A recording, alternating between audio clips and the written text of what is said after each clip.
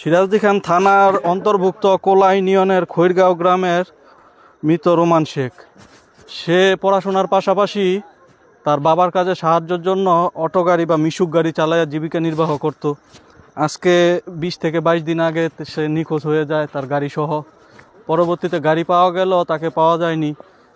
আজ হঠাৎ করে একটি পুকুরে থেকে তার লাশ ভেসে উঠেছে।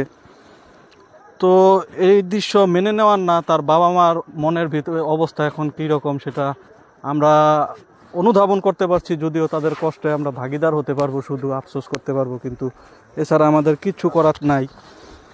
আজকে আপনার আমার সাথে এরকম হতে পারতো। আল্লাহ পাক আমাদের সকলকে হেফাজত করুক এবং খুনিদের দৃষ্টান্তমূলক শাস্তির দাবি জানাই। এমন শাস্তির দাবি জানাই যাতে করে এটা দেখে অন্য খুনিরা শিক্ষা পায়, ভবিষ্যতে এরকম কাজ করা থেকে বিরত থাকে। মৃত আত্মার মাগফিরাত কামনা করছি এবং শোক সন্তপ্ত পরিবারের উপর আল্লাহর রহমত এবং ক্ষমা কামনা করছি। আল্লাহ পাক সকলকে ভালো রাখুন।